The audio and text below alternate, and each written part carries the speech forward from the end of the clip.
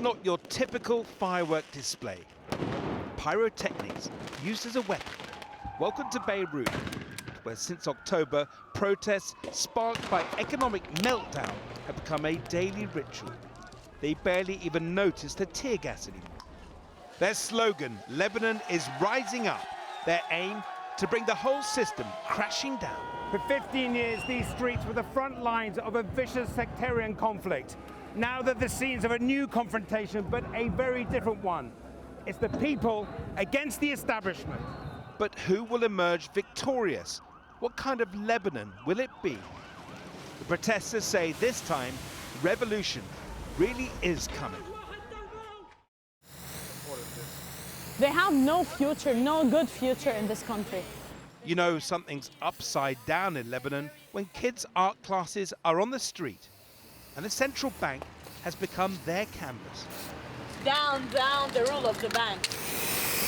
Dissent by spray can, revolutionary red. Sahar, a protest leader from the outset, is teaching her kids all about overthrowing a corrupt system that threatens their future. It is important to raise your kids in a way that they can feel that they are a very effective member in the society. What are you showing them by this? That you should never accept someone to take your rights from you. You should fight for your rights. So you're joining your mum in the revolution? Yeah. Are you proud, mum? Yeah, sorry, I'm a very proud mother. For some of the banks in downtown Beirut, a bit of graffiti was the least of their worries. As early this year, protesters turned their fury on the financial institutions they see as complicit in their country's economic crisis. Take a walk down the famed Corniche and you can glimpse the old glamour of Beirut. Even after it emerged from 15 years of civil war, Lebanon has never been shy about flaunting its assets, an enclave of liberalism and wealth in the turbulent Middle East. But at its core, something was rotten. With a corrupt political system and years of economic mismanagement, Lebanon is now facing its biggest crisis in 3 decades. Farine. Even flour. Flour. Things are so bad, even the basics of life are being affected. Even tahina's gone up. Yes. 3,000. And this is like, people eat this every day. Yes. This is like part Baba of ganoush, staple diet. Yes. The key issue, inflation. The Lebanese pound is pegged to the dollar, but since the crisis began, it's lost up to 60% of its value, sending prices skyrocketing. Pretty much everything in this shop, the prices are going up. Everything. Kullu. كله. Is everyone complaining? Is everyone talking about this? كل العالم عم تبكي، كل العالم ما معها مصاري بياخذوا دين وعم بيقبضوها نص معاش وما فيها تسحب من البنوك وكل شيء غالي. الوضع هيك. This crisis felt right across society.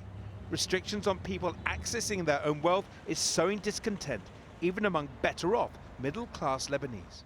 Like everyone here, Hind is limited to how many dollars she can take out every week.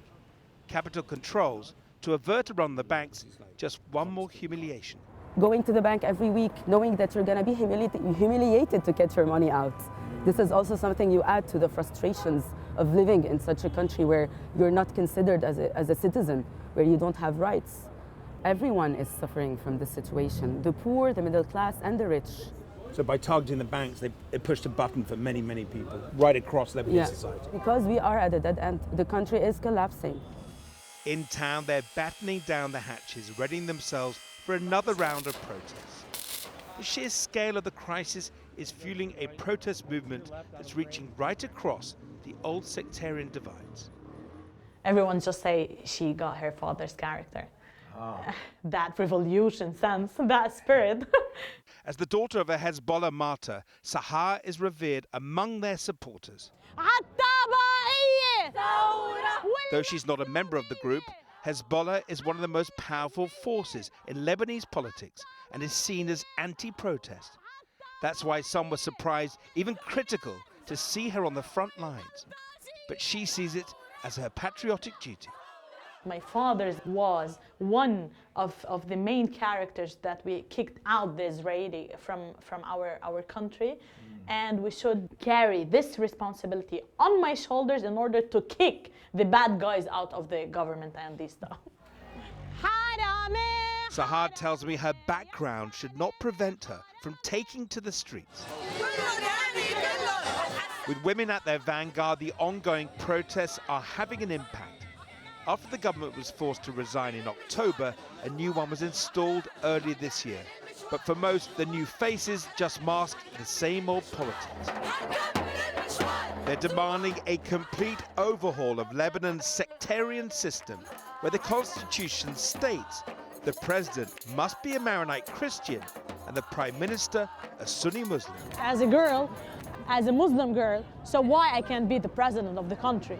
We're in 2020 and still thinking in that way. This is a crisis. You want to overhaul the whole system. Yes, and it will take years. So you're ready for that? You're prepared for that? Yes, Long sure. haul. Yes, it is a long war with this system.